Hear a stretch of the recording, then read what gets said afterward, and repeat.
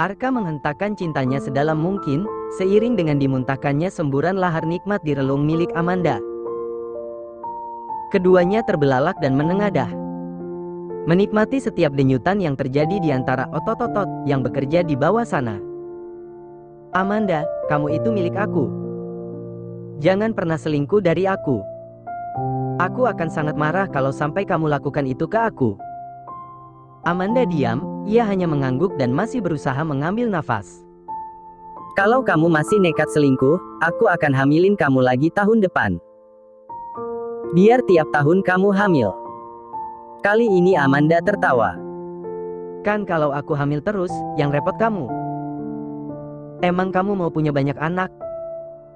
Kamu sendiri loh yang susah menafkahi mereka, biaya menghidupi satu anak aja udah bisa habis ratusan juta.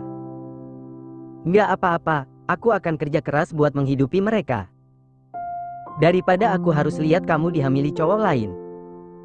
Lagi pula kalau kamu banyak anak, cowok lain juga malas deketin kamu. Kenapa emangnya? Ya anak kamu banyak, maleslah orang nikahin kamu. Mesti ngasih makan anak kamu juga. Tapi kan anak kamu ya, tanggung jawab kamu. Walau aku sama orang lain, tetap tanggung jawab kamu. Tapi setidaknya, anak-anak tetap menuntut hak dari ibunya. Baik berupa materi maupun kasih sayang. Aku jamin itu cowok juga bakalan menyerah, kalau lihat anak kamu banyak. Mana mereka pasti berisik, bandel, ada yang nakal, ada yang cengeng. Lagi-lagi Amanda tertawa. Kamu gak perlu khawatir, aku janji gak akan selingkuh. Justru yang aku khawatirkan itu kamu. Ujar Amanda. Kenapa? Kan aku gak selingkuh. Ujar Arka. Kita gak tahu, 1 atau 2 tahun lagi. Atau 5, 10 tahun ke depan. Aku lebih tua jauh dari kamu. Akan ada masanya aku peyot duluan, jelek duluan, gak produktif duluan dari kamu. Amanda memandang ke arah tembok kamar, Arka semakin erat memeluknya. Kamu gak usah khawatirkan soal itu. Aku bukan orang yang seperti kamu pikirkan. Aku cinta sama kamu, aku sayang sama kamu. Aku gak akan mengkhianati kamu. Janji. Amanda menoleh dan menatap Arka sambil tersenyum tipis. Aku janji. Aku sayang banget sama kamu. Amanda berbalik dan hendak memeluk Arka, begitu pula sebaliknya. Namun sejenak mereka terdiam, menoleh ke bawah lalu tertawa bersama. Pasalnya pelukan itu terhalang perut besar Amanda. Arka pun lalu mengelus perut istrinya itu dengan penuh kasih. Kamu ya, Dek. Menghalangi papa aja. Keduanya kembali tertawa. Udah gede banget ya, Kak. Padahal baru masuk 6 bulan nih, 2 hari lagi. Udah mulai berat ya? Tanya Arka. Lumayan. Nggak apa-apa, itu artinya dia sehat. Kamu kan hamilnya nggak sendirian, ada aku. Aku akan jagain kamu. Amanda tersenyum, begitu pula dengan Arka. Ya udah, abis ini kita mandi terus tidur. Masih ada beberapa jam lagi menuju pagi. Kamu harus kerja, aku harus ke kampus. Amanda mengangguk. Esok harinya di kantor, Intan masuk ke pagian. Karena ia menginap di kosan temannya. Berhubung temannya itu harus masuk pagi dan pintu mesti dikunci, jadilah terpaksa Intan pun mesti berangkat pagi-pagi pula. Ia masuk ke dalam kantor dengan wajah malas karena masih mengantuk. Namun matanya mendadak melek, ketika ia melihat Rani yang tampak tergesa-gesa keluar dari ruangan Amanda. Mbak Rani. Gumamnya kemudian. Serius lo lihat Mbak Rani keluar dari sana? Tanya Satya pada Intan ketika mereka akhirnya makan siang bersama. Orang jelas-jelas yang gue lihat itu Mbak Rani. Masa iya mata gue salah? Ya terus kenapa? Tanya Satya lagi. Gue curiga aja. Lo tahu kan selama ini yang bisa masuk ke ruangan itu, ya Bu Amanda sendiri. Mbak Pia aja yang udah kerja bertahun-tahun sama Bu Amanda, belum pernah gue lihat dia masuk seenaknya kalau Bu Amanda belum datang. Lagian juga ruangan itu dikunci sama Bu Amanda. Positive thinking aja. Ujar Denny. Kali aja Bu Amanda udah kaling Mbah Rani buat mengerjakan atau mengambil sesuatu di sana. Secara kan Bu Amanda akhir-akhir ini jarang masuk semenjak hamil. Lanjutnya lagi. Iya sih, bisa jadi. Tapi kayak janggal aja gitu. Soalnya pas gue datang itu, Mbah Rani mukanya kayak ketakutan gitu ngeliat gue. Kayak ada sesuatu yang disembunyikan. Mbah Rani ngira lu setan kali. Kan lu setan gosip, ujar Satya diikuti tawa Denny. Sementara wajah Intan tampak sewot. Gue itu serius, Satya. Mbah Rani tuh sering mencurigakan akhir-akhir ini. Ingat kan yang Bu Amanda tiba-tiba sakit perut? Pas gue sama Mbak Pia lagi sibuk ngurusin Bu Amanda, Mbah Rani tuh ada ngintip di pintu. Tapi dia diem aja. Pas gue liatin, dia malah pergi. Dia nggak nolongin Bu Amanda sama sekali. Ya kali aja Mbah Rani terima telepon atau ada kerjaan mendadak saat itu, ujar Denny. Lagi pula kan udah ada lo, Mbak Pia, gue, sama Satya. Lanjutnya lagi. Kalian tuh kebiasaan, deh. Mentang-mentang Mbah Rani good looking, dibela banget. Bukannya membela, tapi kecurigaan lo masih rancu. Lo curiga soal apa dulu, buktinya apa? Nggak bisa sembarangan nuduh orang loh, ujar Satya. Bener, lagi pula Mbah Rani kayak perempuan baik-baik gitu penampilannya. Dan dia sahabat Bu Amanda lagi. Udah ditolong sama Bu Amanda, dikasih kerjaan, masa iya dia mau jahat? Denny membuat Intan terdiam. Seketika Rani melintas di depan matanya, namun agak jauh dari tempat di mana kini mereka makan. Rani berjalan sambil terus menoleh ke belakang, seolah takut ada yang melihat. Meski telah diskakmat oleh kedua temannya, perasaan curiga di hati Intan malah kian tumbuh. Amanda, kamu udah makan? Arka bertanya di telepon ketika jam makan siang telah tiba. Udah, Kak. Dari jam 11 tadi malah, lapar banget soalnya. Ini aku lagi makan buah aja sih di mobil. Kamu ngajar hari ini? Iya, anak-anak udah pada bawel. Mereka maunya sama aku, nggak mau dosen pengganti. Iyalah, dosen kayak kamu mah, aku juga semangat masuk. Masuk kemana? Ke balik celana? Tanya Amanda. Kan, mulai deh. Amanda tertawa. Kamu masih di kampus, kah? Iya, masih ada satu kelas lagi. Terus aku sama Rio mau ketemu Mbak Arni, ada casting buat FTV. Oh ya udah, nanti kabarin aku aja kalau kamu udah jalan sama Rio. Hati-hati kemanapun itu. Iya, kamu udah mau nyampe? Ini udah sampai. Aku turun dulu ya, Kak. Ya udah, pelan-pelan dan hati-hati ya. Iya, dah Arka. Dah sayang. Amanda menutup sambungan telepon, ia kini turun dan melangkah memasuki kampus. Ia berjalan perlahan ke arah ruang dosen. Mbak Amanda.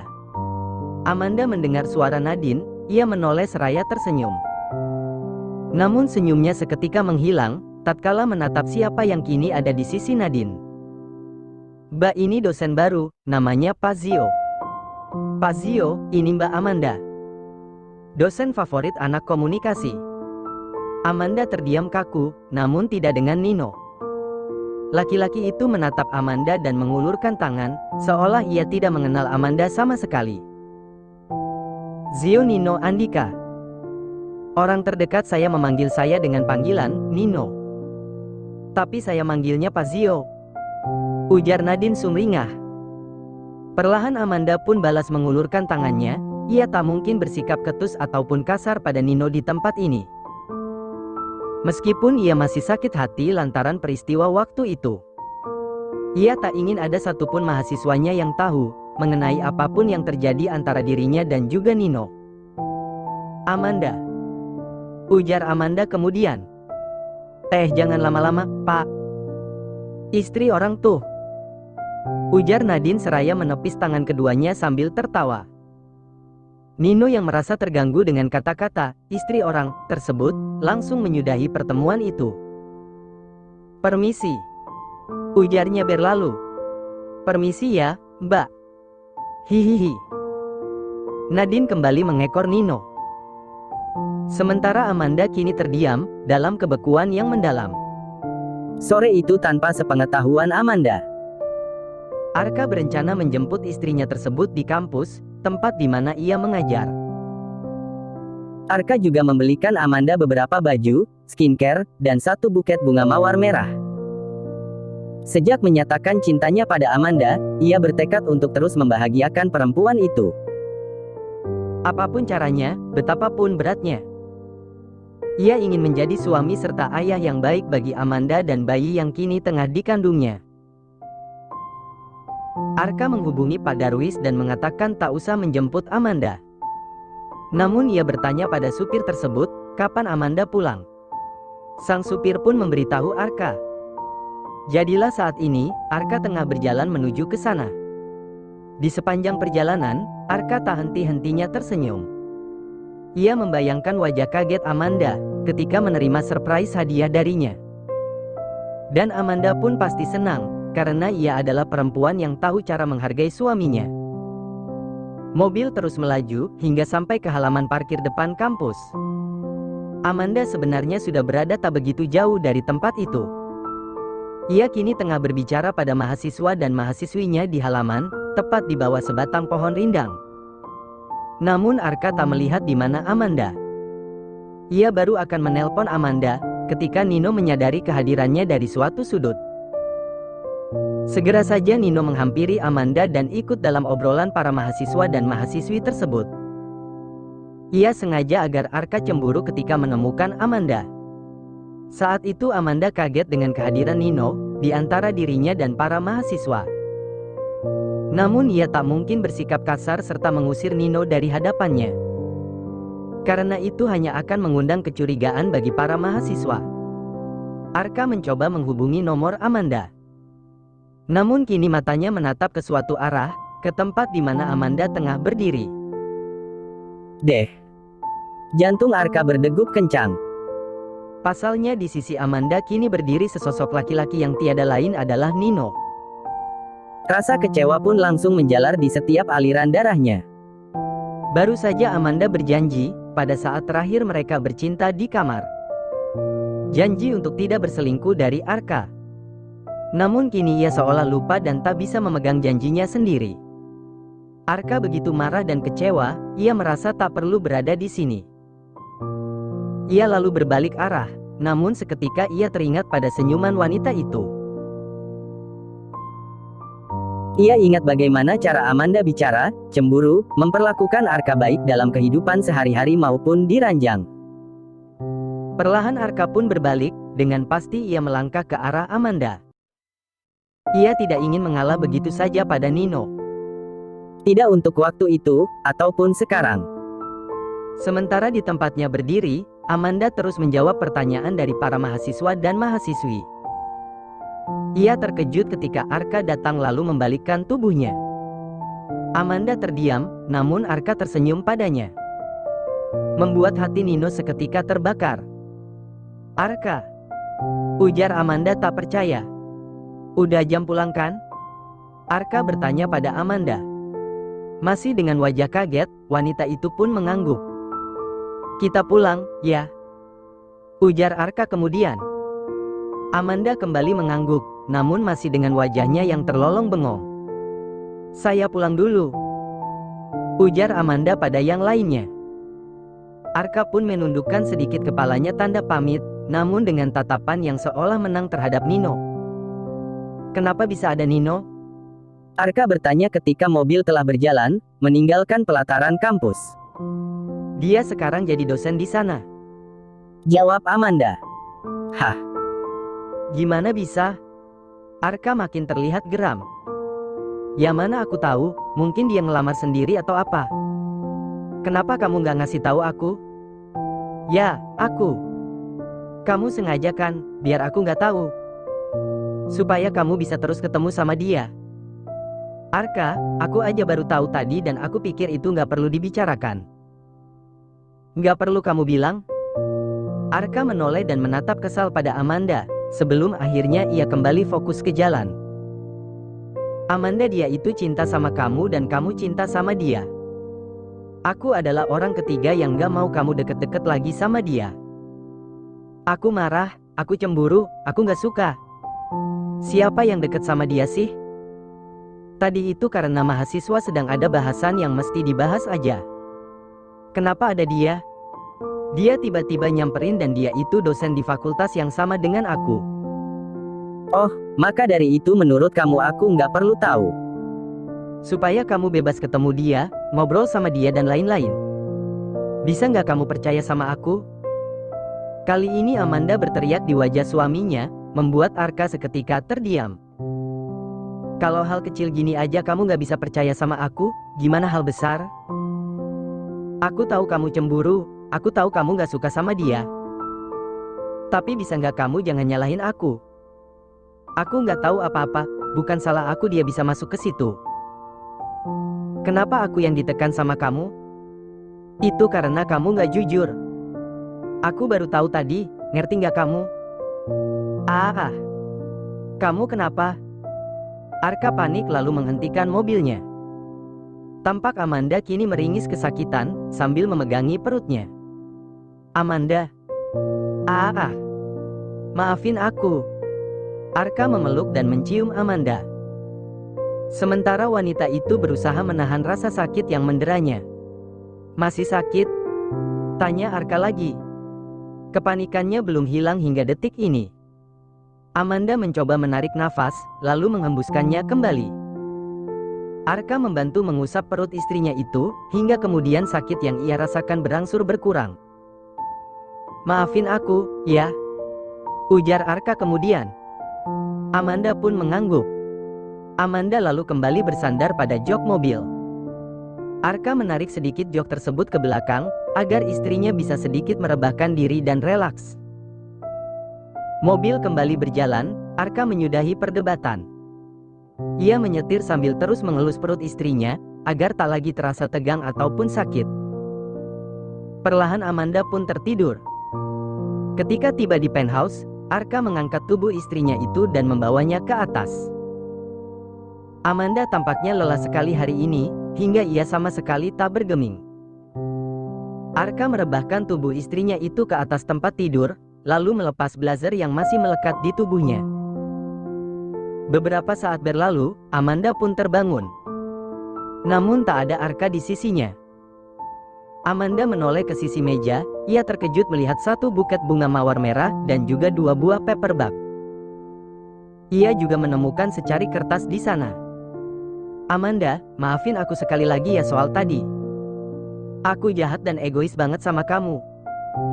Oh ya, tadi aku beliin kamu benda-benda ini, semoga kamu suka. Aku dipanggil Mbak Arni buat screen test dan aku pulang agak larut malam. Kamu makan aja duluan, tadi udah aku masakin. I love you. Amanda tersenyum tipis, ia meraih bunga yang ada di samping tempat tidur dan mengaguminya barang sesaat. Ia kemudian mengambil paperback dan mengeluarkan semua isinya. Ia lalu mencoba baju-baju yang dibelikan oleh Arka dan mematut diri di depan kaca. Lagi-lagi ia tersenyum meski tipis. Kruk. Ia merasakan perutnya berbunyi, si bayi yang di dalam sudah meminta makan lagi. Amanda pun lalu pergi menuju ruang makan. Ada banyak makanan yang sudah dimasak oleh Arka di sana. Aromanya begitu menggoda, Amanda tak dapat menolak semua itu begitu saja. Akhirnya ia pun duduk dan mulai makan. Awalnya hanya sedikit demi sedikit, lalu berubah menjadi banyak karena rasanya sangat enak. Malam itu Arka memang berniat menemui Mbak Arni. Karena memang ia dijadwalkan untuk screen test. Namun tiba-tiba di tengah jalan, ia membelokkan mobilnya ke tempat di mana kampus Amanda berada. Seperti sebuah takdir. Ia yang berniat mencari Nino, justru bertemu Nino di halaman parkir. Nino saat itu baru saja menyelesaikan kelas terakhirnya. Dengan mengabaikan usianya yang masih 21 tahun, Arka muncul hadapan Nino dengan tatapan yang tak terlepas sedikit pun. Saya tahu Anda mencintai istri saya, dan saya juga tahu kalau istri saya mencintai Anda. Nino terdiam mendengar suara itu, ia lalu menoleh dan mendapati Arka. Tapi saya tidak akan membiarkan Anda merusak rumah tangga saya. Amanda milik saya, istri saya. Dan itu tidak akan pernah berubah. Arka dan Nino terpaku dalam tatapan yang sama-sama tak terlepas. Seakan mereka berdua adalah saingan, yang kini tengah menabuh genderang perang. Arka kemudian berlalu, meninggalkan Nino dalam kebekuan yang mendalam. Arka menuju ke kantor manajemennya dengan perasaan sedikit lega. Bahwa kini ia telah mengambil langkah pertama, untuk berusaha menyelamatkan rumah tangganya dari orang ketiga. Sampai kapanpun, dirinya tak akan pernah rela jika rumah tangganya dihancurkan oleh orang lain. Ia mencintai Amanda dan akan mempertahankannya, apapun yang terjadi.